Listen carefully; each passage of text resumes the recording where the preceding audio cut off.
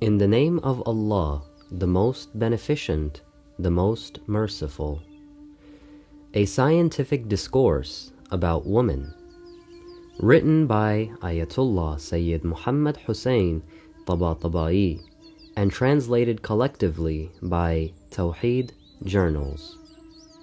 This piece is an extract from Tafsir al-Mizan, commentary of Surah Baqarah, Surah 2, verses 228 to 242, Volume 4, pages 55 to 75. In this text, Allamah Tabatabai presents an in-depth discourse on women on various topics and compares their position in pre-Islamic civilizations with the Islamic civilization and what Islam has presented for women. Introduction. It is well known that Islam, and we should not forget that it is God who legislated it, did not base its laws on experiments like other laws. Yet we are sometimes obliged to look at the rules, laws, and customs of the modern and even ancient people so that we may rationally judge the Sharia of Islam. We have to look at the felicity of the human races and then see whether other customs and laws fulfill the requirements of humanity or not. In this way, we may see the difference between Islamic and non-Islamic rules and appreciate the living and powerful spirit of Islam in comparison with others. That is why we refer to the history of nations and societies and civilizations and describe what they have to say on particular subject. Accordingly, we should also discuss the ideas and ideals of Islam about the following. Number 1, the identity of woman and the comparison of her with the identity of man. Number 2, her value and importance in society, so that we may know what influence she had and has in human life. Number 3, her rights and the laws made about her. And number 4, the foundation of the above-mentioned laws. But before we discuss the above subjects from the Islamic point of view, it is necessary to look at history and see what her life was like before the advent or the rise of Islam, and what treatment has been accorded to her by non-Muslim nations, both civilized and uncivilized, until now. It is not within the scope of this book to go into the detail of these subjects, but rather a short review will not be out of place. The life of the woman in uncivilized nations. In uncivilized tribes and nations, like the tribes of Africa, or the Aboriginals of Australia, or the inhabitants of the Pacific Ocean Islands, or the Native Americans of America, etc., a woman's life in comparison with a man's life was exactly like the life of a domestic animal as compared with the life of a human being. Because of the natural instinct of exploitation, man believes that he has a right to possess cattle and other domestic animals, and to use them as he wishes and in any work he likes. He makes use of their hair, wool, meat, bones, blood, hides, and milk. They serve him as a guard and watch. They often are exploited even for breeding and procreating. Their offspring and their profit serve the purpose of man. They carry his burden and are used in agriculture and hunting and satisfy the need of man in countless other ways. These animals have no say at all about their own necessities of life and their own desires, like food and drink, or living space, their sexual urge, and the rest of the things.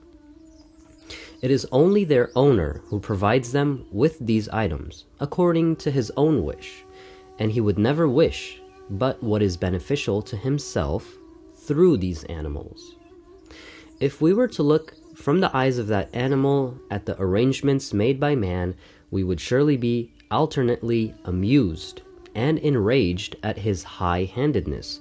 We would find an animal being persecuted without any fault, and another animal crying for help without anyone paying any heed or attention to it, and a third one oppressing others without any hindrance.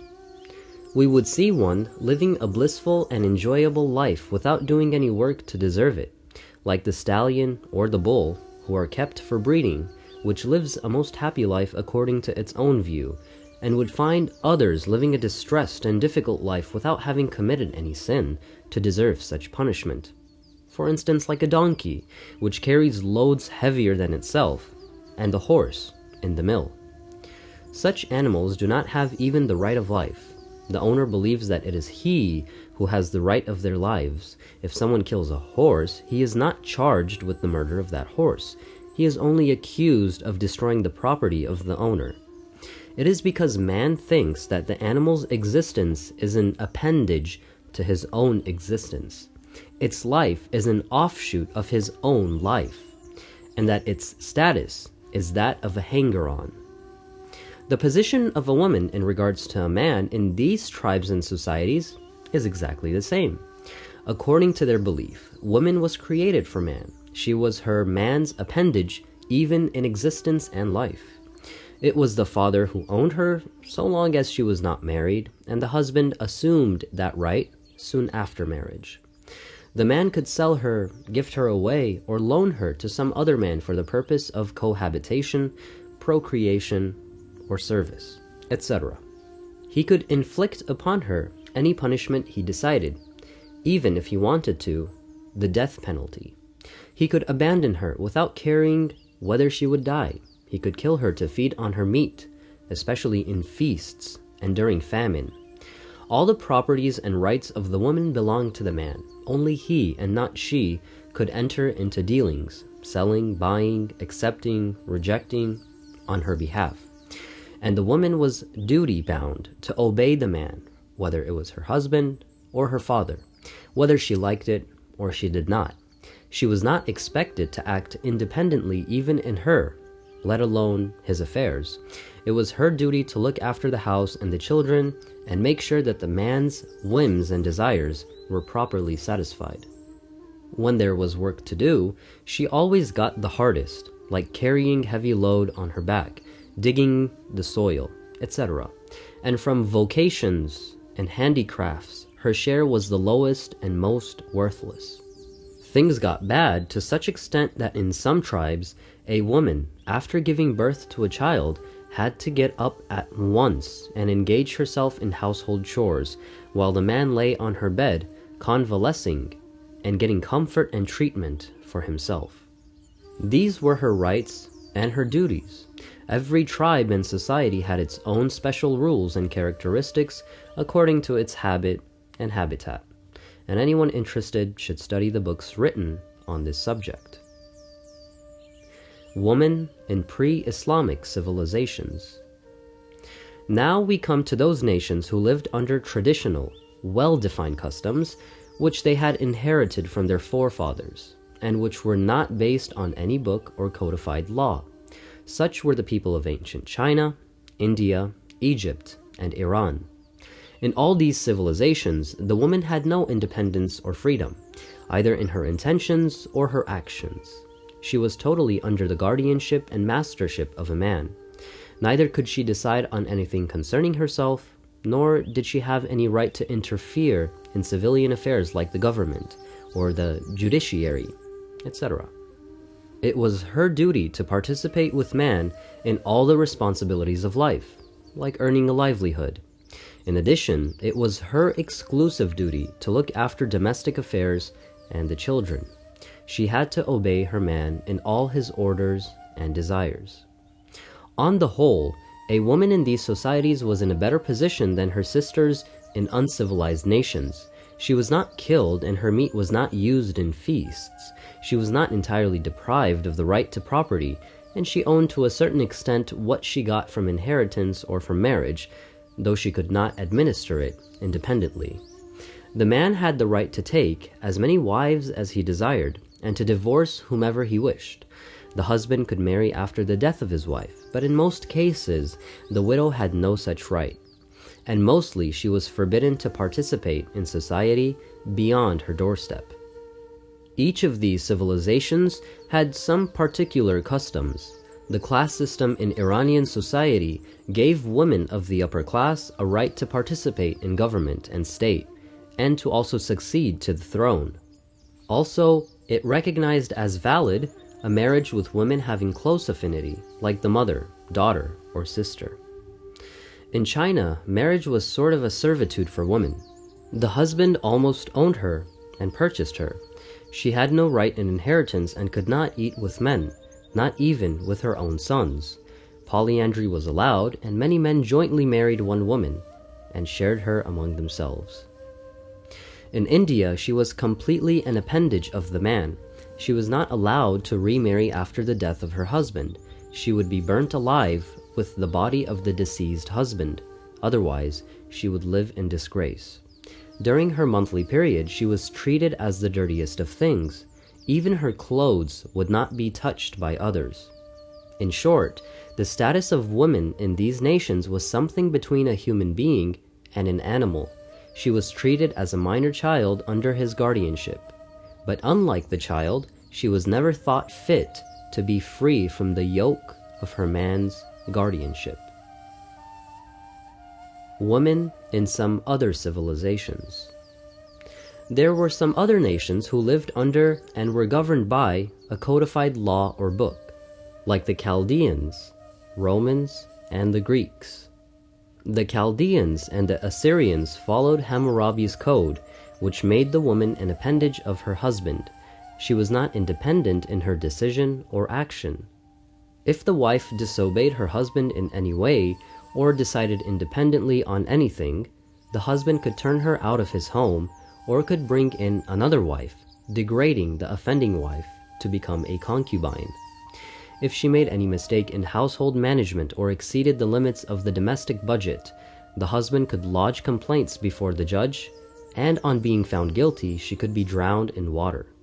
The Romans were the first to enact civil laws. The earliest laws were made 4 centuries before the Christian era, and were gradually completed and also perfected. The Roman law gave some freedom to the woman in her own affairs. The master of the house, that is, her husband, and the father of her children, was vested as a sort of godhead. He was worshipped by the people of his household, as he, in his return, worshipped his forefathers and ancestors. He had full authority and decisive will in all that he desired and ordered concerning his family, and he could kill them, if he so wished, without anybody lifting a finger to restrain him. The females of the family, wife, daughter, sister, were in a worse condition than the male members, even their own sons. The women were not a part of society. Their complaints were not heard, their dealings were not recognized, and they could not interfere in social affairs. But the men, like brothers and sons, even the adopted ones. Adoption and affiliation of children to other than their real fathers was also a common practice in Roman society, as well as in Greek, Iranian, and Arabian. These adopted sons could be granted independence in their affairs by the master of the house over the women. The females were not a part of the household. The men were the members of the family, and the women were their appendage. Any formal relationship, giving the right of inheritance, etc., was reserved between the males. The women had no formal relationships, neither between themselves, like mother with daughter, or sister with sister, nor between themselves and the men, like, for example, the wife with her husband, or mother with her son, or sister with her brother and daughter with her father. And there was no mutual right of inheritance except where there was the formal relationship. Of course, the natural relationship was not denied, and some consequences of that half-hearted acceptance were the prohibition of marriage between close relations in many societies, and the guardianship of the master of the house over his woman. In short, woman, in their eyes, was a parasite, completely dependent in her social and domestic life. The reign of her life and her will was in the hands of the master of the household. So that was her father if she was with him, or her husband if she lived with him, or others. The master could do with her whatever he wished, and decide about her as he thought fit. He sold her, gifted her away, loaned her to others for sexual enjoyment, and even gave her in repayment of debt, rent, or taxes. He punished her by beating and even killing her, and he had the authority to administer her property if she got hold of any through marriage or if she earned it with the permission of her master, but not through inheritance because she had no such right. Her father or other male relatives gave her in marriage, and her husband had the right to dissolve that marriage. The custom of the Greeks in the composition of the household and the mastership of the males was almost identical with the Romans. Their social and domestic organization was made up of the males, and the females were their dependents. They had no independence in their will or action except under the guardianship of men. But there was a surprising contradiction in that system. If there was any decision to be taken against the woman, she was treated as an independent person, and if there was any judgment in her favor, she was a dependent of man, provided such orders were, of course, of benefit to the men. Thus, the woman was punished for all her faults and crimes as though she was independent, but she was never rewarded for her good work except for when she was under the guardianship of her man. This shows that these legal systems did not think that woman was part of human society, not even a weaker part dependent on others. Instead, they treated her as a harmful bacterium which disturbed society and damaged its health. But there was the unavoidable reality that she was needed to continue the human race. Therefore, it was necessary to look after her. Even then, she should be punished if she made a mistake or committed a crime, and her rewards should be given to the man when she did a good work. She was not to be left to do as she liked, otherwise society would come to harm. In this, she was like a powerful enemy who has been defeated, caught, and enslaved. She lives her long life under duress. If she does any wrong, she is punished, but if she does a good deed, she is not thanked. As society, according to their thinking, was made up of the men only, they believed that the progeny in reality consisted of male children only, and the family should continue only when there was a male child to carry it on. This belief was the basis of the system of the adoption of sons. The house which had no male child was thought to be ruined, and such a family was deemed extinct and dead. No wonder then that they had to adopt other people's sons as their own in order to save the family from extinction. Such adopted sons were treated as legitimate, legally recognized sons, having mutual rights of inheritance and subject to all the rules and customs concerning natural, biological sons. When a man thought himself to be sterile, he brought one of his relatives, like a brother or a brother's son, to sleep with his wife, so that she could conceive by that relative, and the son born thereof would be called his own son, and the family would continue. Marriage and divorce in Greece was like the Roman system. They could marry more than one wife, but only one of the wives would be officially recognized, whereas others were unofficial. Woman in Arabia, the environment in which the Quran was revealed. The Arabs lived in the Arabian Peninsula, an infertile land with an extremely hot climate. Most of them belonged to nomadic tribes far away from any civilization, and they lived on raid and plunder. Their neighbors were Iran on the one side, and Rome, or the Byzantine Empire, on the other, and Ethiopia and Sudan on the third side. As a result of this geography, most of their customs and traditions were barbarous, and traces could be found in them some of the Roman and Iranian traditions, as well as some Indian and ancient Egyptian customs. The Arabs did not accord any independence to the woman in her life, nor did she have any honor or dignity except that of her family. She was not entitled to inheritance, and a man could marry as many wives as he pleased, because there was also no restriction on divorce. Additionally, daughters were buried alive, and this wicked custom was started by the tribe of Tamim, when many of their daughters were made captive after a war against Nu'man bin Mundhir. This disturbed them very much, and they started burying their daughters alive. Gradually, the practice was adopted by other tribes, and when a daughter was born, The father thought it was a disgrace and hid himself from other people's eyes. On the other hand, his joy knew no bounds when he got news that a son was born. The more, the better, even if the son was an adopted one. They gladly affiliated to themselves that son who was born as a result even of their adultery.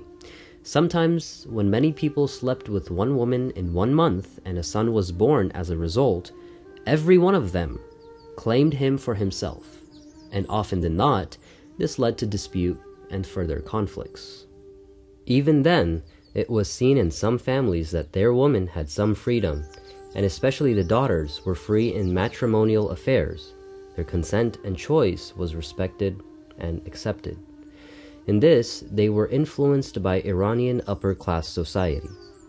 Anyhow, their treatment of women was a mixture of the civilized systems of Rome and Iran, not giving them any independent rights, neither allowing them to participate in public affairs like government and war, except in exceptional classes, and the barbarous systems of primitive nomads. The women were deprived of many human rights, but not because their master of the house was a sacred person deserving to be worshipped.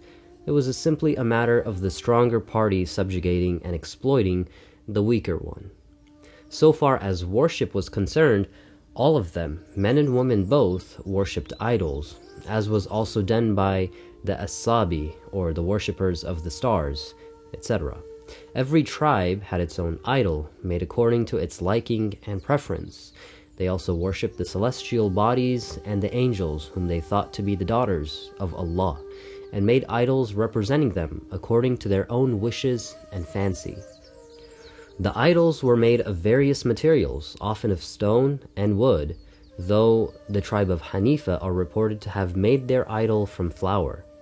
They worshipped it for a long time. Then came a time of famine, so they ate it. A poet says about it that the tribe of Hanifa ate its Lord at the time of hardship and famine. They did not fear their Lord about its evil consequences and effect. Sometimes they worshipped a stone, and if a more beautiful stone came to hand, the first one was thrown away and replaced by the second one. And if nothing suitable was found, they simply took a double handful of earth, brought a sheep or goat, and milked it over that mound of earth. Then they started going round it and worshipping it. Such deprivation and misery created in woman's mind a weakness which made her an easy prey to superstition and credulity. Books of history and anthropology have recorded how she fell into error whenever she tried to explain natural phenomena and simple events. This, in short, was the condition of woman in human society in various eras before the advent and rise of Islam, and it may be seen from above that. Firstly, men thought that women were human beings, but on the level of dumb animals, or with very weak and low-grade human qualities, who could not be trusted if set free. The first was the view of primitive people, and the second of others. Secondly, society did not accord her or give her the status of a member. She was not considered an integral part of humanity. For primitives, she was one of the necessities of life, like a home and accommodation. For civilized people, she was a captive and dependent on her masters, who took advantage of her labor and always remained alert, lest she escaped or cheated. Thirdly, both types of societies deprived her of all common rights. She was given only that much which was necessary for her exploitation by men. And fourthly, they treated her as a strong person treats a weakling. In other words, the basis of their dealings with her was exploitation. In addition, civilized nations believed that she was a weak human being, incapable of independently looking after herself, and who could not be trusted in any matter. Different nations and tribes had different ways, and sometimes customs and beliefs were also mixed. Also, there were variations in the degrees and grades of the above treatment. What Islam brought for women. Woman had to undergo patiently the above-mentioned treatment, which imprisoned her in the dungeon of humiliation and disgrace. Consequently, weakness and inferiority became her second nature. She was brought up in this environment and lived and died in it. Ultimately, the word woman became synonymous with weakness and insignificance, not only in the conversation of men, but even in the language of women themselves. Just look at any society, primitive or civilized, and you will find adages and proverbs reflecting on woman's feebleness and unimportance.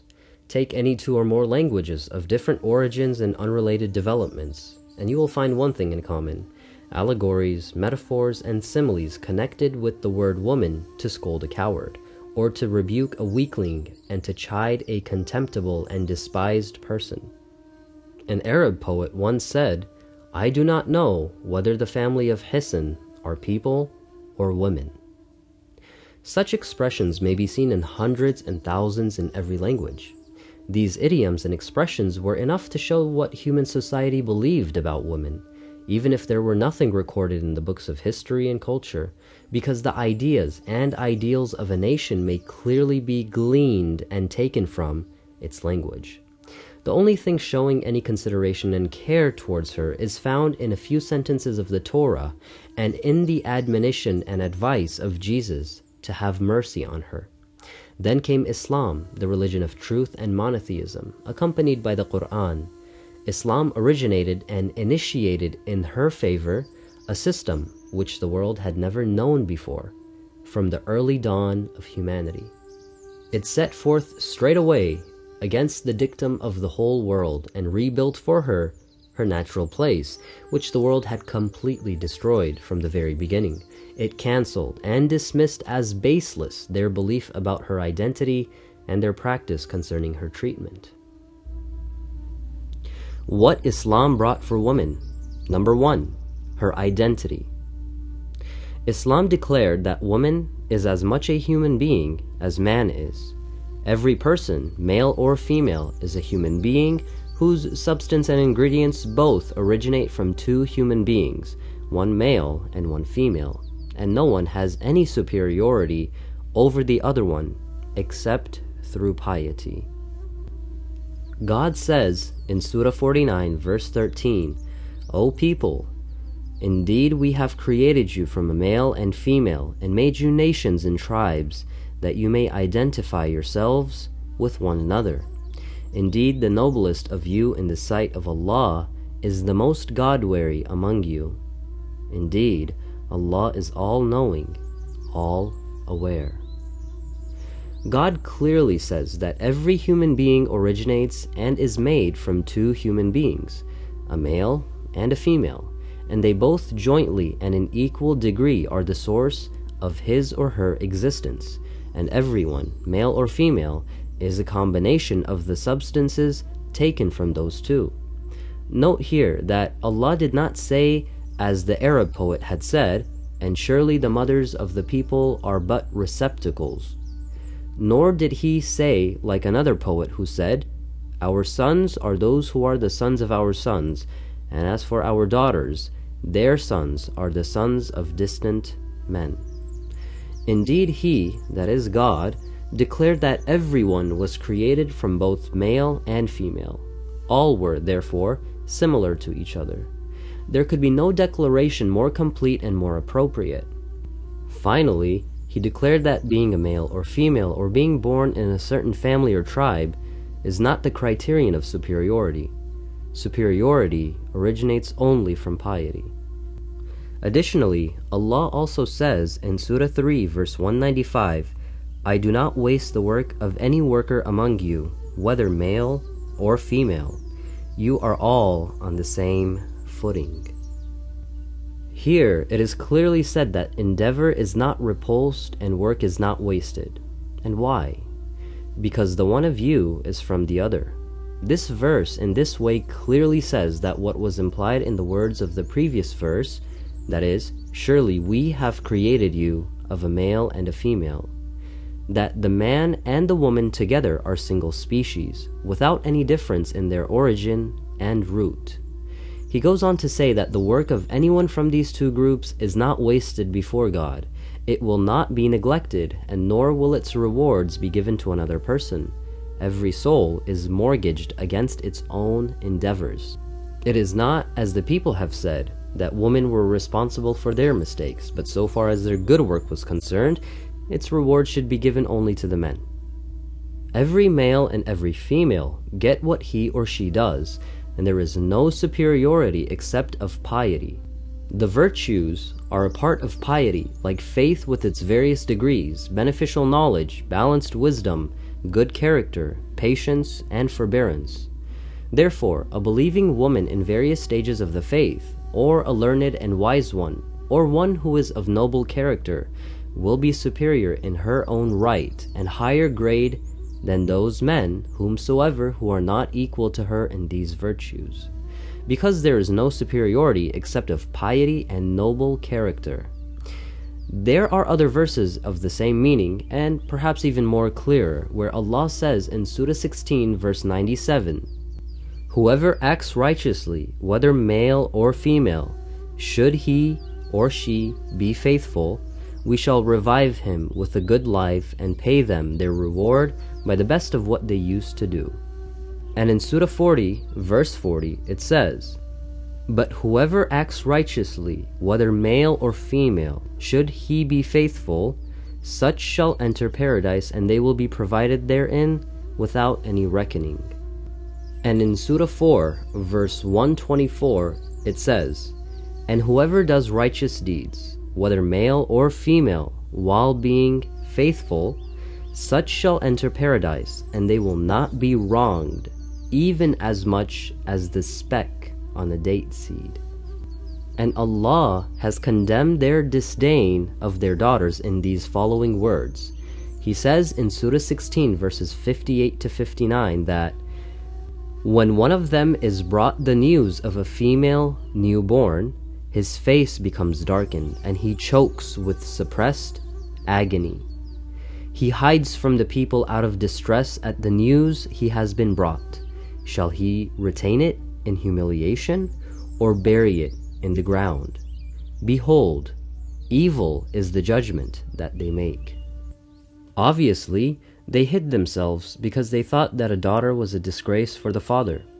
They thought that she would soon reach marriageable age and would become a toy in the hands of her husband, who would use her only for sexual enjoyment, a shameful thing. And this shame would affect her family and her father. It was therefore much better to just bury her alive. The original reason of this custom has already been described. Allah severely condemned this practice in these words, in Surah 81, verses 8 to 9, "And when the buried alive shall be asked, for what sin she was killed." There has remained a residue of such superstitions among Muslims, a legacy of their pagan ancestors, which has not been washed away from their hearts. You will see them thinking that illicit sexual relations are a shame and a disgrace for the woman, even if she repents, but not for the man, even if he continues in that sin. This is all the while that Islam has actually declared that disgrace and evil belongs to the sin in which both the man and the woman were equal partners in. Number 2, her value in society. Islam has made the man and the woman equal in their will and action, so far as the management of their lives are concerned.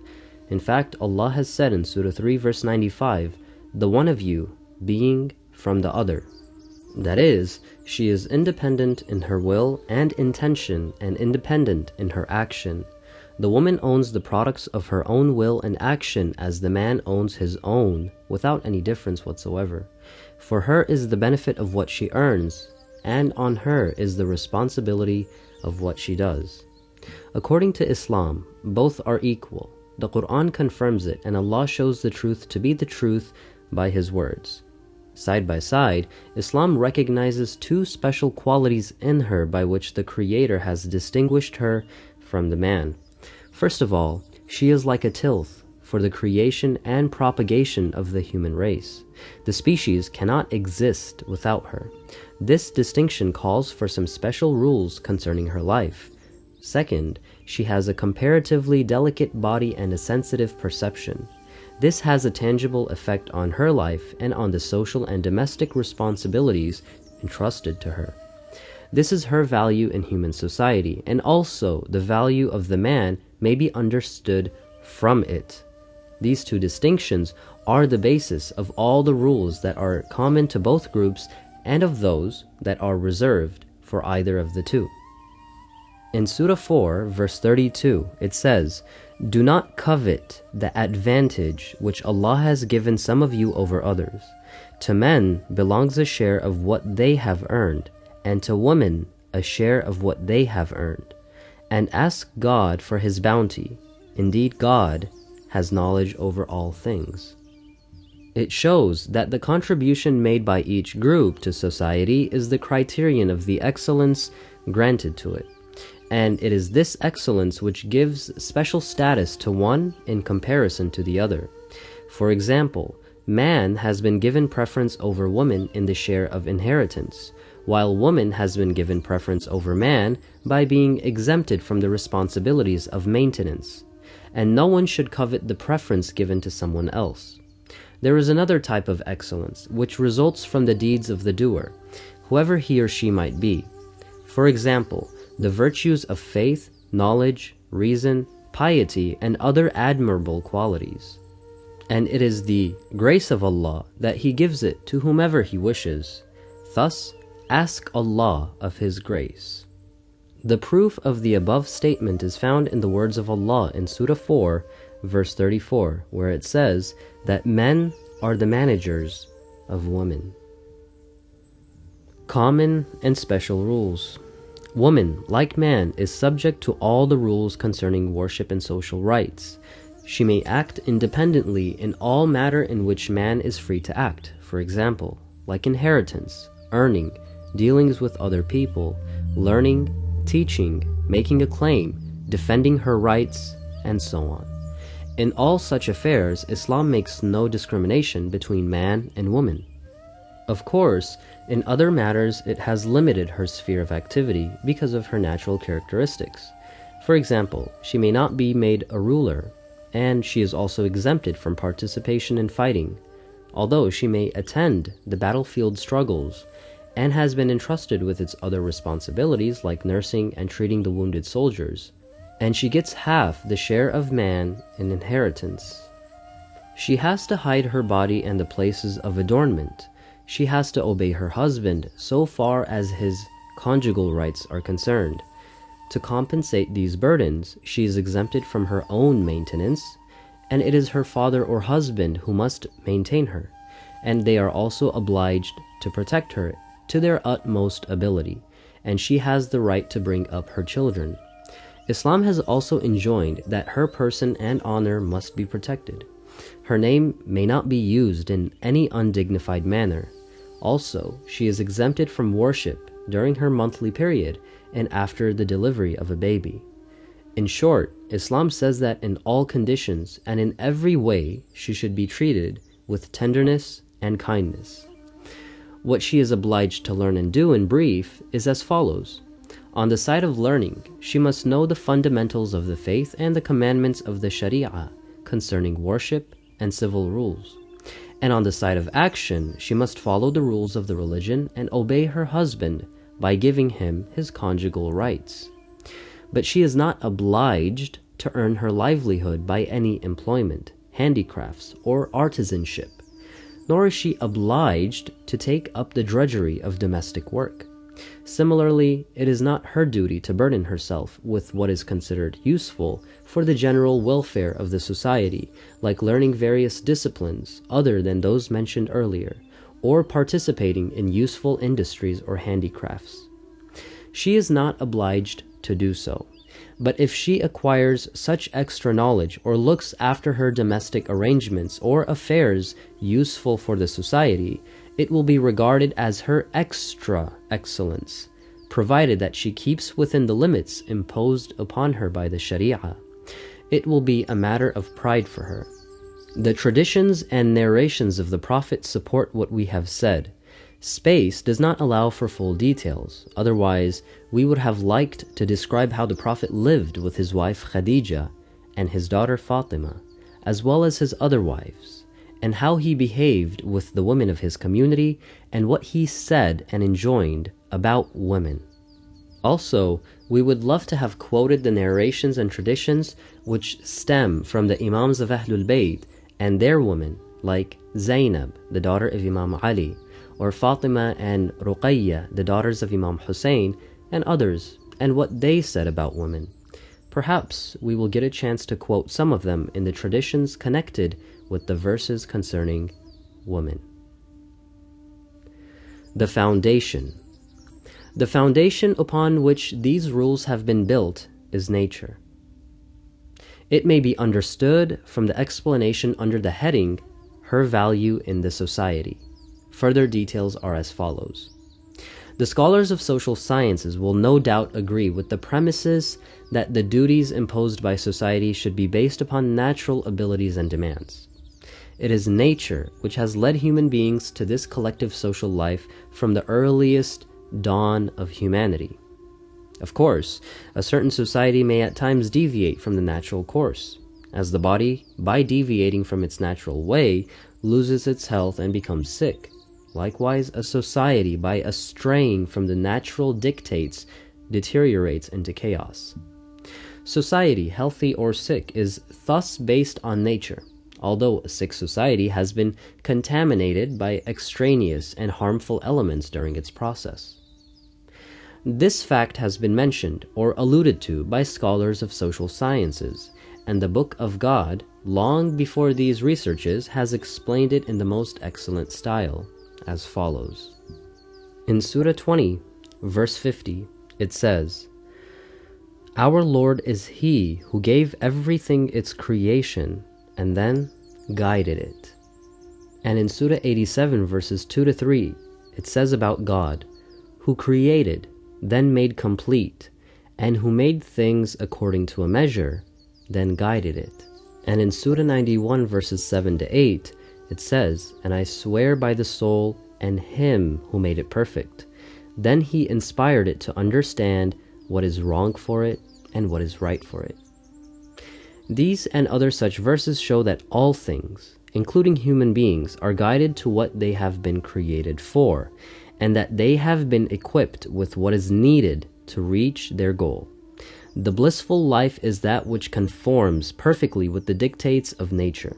It has been pointed out in these words of God in Surah 30, verse 30, that Set your heart as a person of pure faith on this religion, the original nature endowed by Allah, according to which He originated humankind. There is no altering Allah's creation. That is the upright religion, but most people do not know. But this equality does not mean that every individual should be offered every responsibility and every office. It would be wrong, for example, for a young inexperienced man to be given the place of a well-experienced official, or for an idiot to be given the chair of a professor, or to expect from a weakling the performance of a strong and brave person. If we treat capable and incapable persons equally, it will actually be harmful to both of them. So, what is the meaning of equality? It means that every person should be given his right and put in his proper place. The equality between individuals and groups implies that each shall get his due rights without any hindrance or challenges. No right shall be usurped or denied unjustly. And the following words of God in Surah 2, verse 228 states, The wives have rights similar to the obligations upon them in accordance with honorable norms, and men have a degree above them, and Allah is Almighty and All-Wise. This verse ordains equality between the rights of both groups at the same time, as it shows the difference between both of them. Both groups, men and women, share equally in the basic gifts of thinking and will, which in their turn creates free choice. She should, therefore, be equally free in her thought and will, and should have free choice. In other words, she should be free to look after her life's affairs as well as social, except where there is any genuine reason to the contrary. Islam gave her this freedom and independence in full measure, as has been explained earlier. She thus became, by the grace of God, an independent personality, unfettered in her will and action by men and their guardianship. She got what the world had denied her throughout all her existence since the beginning of humanity, and which was unheard of in all her history. And Allah says in Surah 2 verse 234 that there is no blame on you for what they do for themselves in a lawful manner, and Allah is aware of what you do. But while sharing these basic qualities with man, she differs from him in other ways. An average woman lags behind an average man in the build of her body and its basic organs like the brain, the heart, the veins, the nerves, her height and weight. The details may be seen in any book of anatomy. As a result, her body is comparatively soft and elegant, while a man's is tough and rough. And the fine sentiments like love, tender, or tender-heartedness, and inclination towards beauty and adornment are more pronounced in her than in man. On the other hand, the reasoning power is more prominent in man than in the woman. The woman lives a sentimental life, and the man lives an intellectual one. It was for this reason that Islam differentiated between men and women in those duties and responsibilities which were related to reason and those related to sentiment. Ruling, judging, and fighting have been reserved for man, because these things are closely related to reasoning and thinking, and the bringing up of and looking after the children, the domestic management, has been reserved for women. Her maintenance is the responsibility of her husband, for which he is compensated by a double share in inheritance. Look at the division of inheritance in this way. It is as though inheritance is divided in two equal shares. Then, 1/3 of the woman's share is given to the man in lieu of her maintenance. Thus, the man gets 2/3 of the estate, and the woman is left with 1/3, but the expenses of her maintenance are not less than that of a man. In this way, she gets the benefit of the man's 2/3 share in equal measure. That is, 1/3's benefit goes to her, while the man gets the benefit of the remaining 1/3. Man has been given more to manage because his reasoning is his predominant characteristic. Woman has been bestowed with more to benefit from and enjoy because feeling and sentiment is more pronounced in her nature. This topic will be explained under the verses of inheritance. Then Allah completed His grace and bounty to women by giving them the concessions and exemptions which were mentioned earlier. Question: the above-mentioned clemency granted in Islam to woman makes her idle. When she is told to hide herself from strangers and is guaranteed all the necessities of life by transferring its burden onto man, she is bound to become slow, lazy, idle, and unproductive. She will not be able to exert herself in difficult works and professions. Thus, her growth will be halted and her progress will turn into backwardness. She will not be able to contribute meaningfully in making society perfect, and experience is an irrefutable proof of this aspect. Response: it is one thing to ordain laws to improve the conditions of humanity, and a completely separate thing to enforce these laws through exemplary character and good upbringing, which leads humanity to progress. It was the tragedy of Islam in the past that it did not get good rulers and striving guardians. Consequently, the laws were suffocated, upbringing halted, and then turned in the opposite direction. Irrefutable experience shows that mere theories and beliefs do not produce the desired result unless and until they are ingrained in the soul by exhortation and good training and example. The Muslims in their long history could not take any good example to follow from their rulers, who actually usurped full authority over them. Look at Muawiyah, for example, speaking on the pulpit of Iraq after taking over the caliphate, saying, "I did not fight you to make you pray or fast. That's your own affair. I only fought you to become your ruler, and now I have become." Also, look at other caliphs from the Umayyad and Abbasid dynasties and other rulers after them.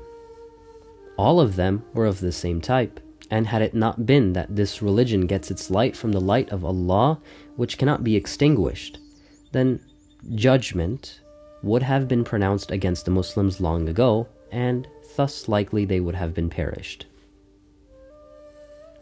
The freedom of women in Western civilization. There is no doubt whatsoever that Islam was the first to release woman from her bondage and to grant her freedom of will and action. All the slogans of emancipation of women raised in Western countries are an echo of the clarion call of Islam. These nations, in this matter, are just following the lead given by Islam, even though they have made mistakes in their endeavor. The principle laid down by Islam is a perfectly circular ring, and nothing can be added to or subtracted from this circle without disturbing the whole alignment. These people tried to improve upon the masterpiece of Islam and decided to create complete equality between man and woman in all rights and privileges. This was done after long agitations and demands. They did not pause to ponder that woman lags behind man in many powers and faculties.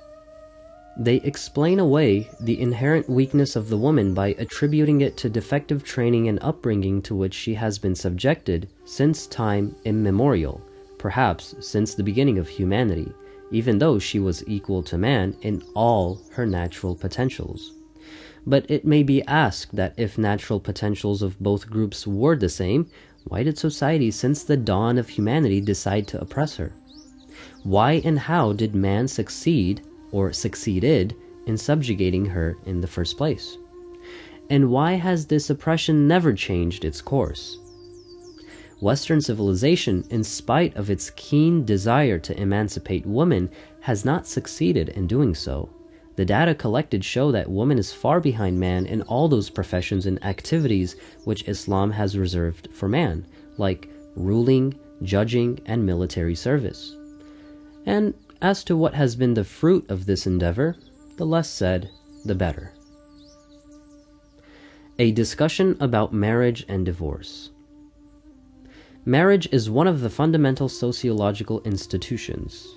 Humankind, since its very beginning, has been keeping to it without any disruption. Such an institution must have been based on the foundation of nature itself. Islam has based its matrimonial laws on the correlation between masculinity and femininity.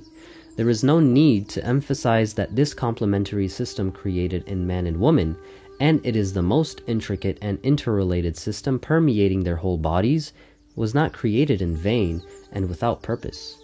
The male, by his nature, is attracted to the female, and vice versa.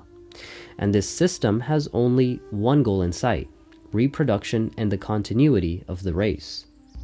Marriage is based on this reality, and all its rules revolve around this axis. That is why Islam in its matrimonial laws has kept in view the fundamental principle of sexual interrelation, and on this principle are based the laws concerning chastity and conjugal rights, and also exclusive attachment of the wife to the husband, and the rules of divorce and iddah, as well as legitimacy and parentage, the custody and upbringing of the children, as well as inheritance and other related subjects. Modern non-Islamic laws have laid the foundation of matrimony on a cooperation between husband and wife in their struggle for life. Marriage, accordingly, is a cooperative institution much narrower than other such institutions like municipality, etc. It is for this reason that modern laws do not pay any attention to the rules of chastity, etc., which are an integral part of the matrimonial laws of Islam. This basis, cooperation in life, has given rise to a vast multitude of social problems and domestic upheavals. Apart from that, it is not in conformity with the realities of creation and nature. Why does a man want to join others and cooperate with them? It is because his well-being depends on countless things and innumerable actions which he alone cannot get and do.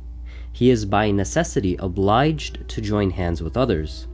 Consequently, each person cooperates with the others, dividing labor and work according to their aptitudes, and all the required work is completed with their joint effort. This development requires cooperation between any two persons. It does not specifically call for cooperation between a man and woman. Therefore, building the edifice of matrimony is fundamentally wrong. nature has based it on the need of procreation and not on social or domestic cooperation. Otherwise, there would not have been any need of any special laws for marriage. The general rules governing association and cooperation would have been enough. It would negate the virtue of chastity and fidelity, nullify the concept of legitimacy and affinity, and abrogate the rules of inheritance, as communism has done. If we accept this ultimate result of the Western philosophy of marriage, we would have to accept that all this complicated and interrelated system in the bodies of man and woman was created without any purpose. This is a short review of the Islamic and Western philosophies of marriage. More explanation will be given in some other relevant place.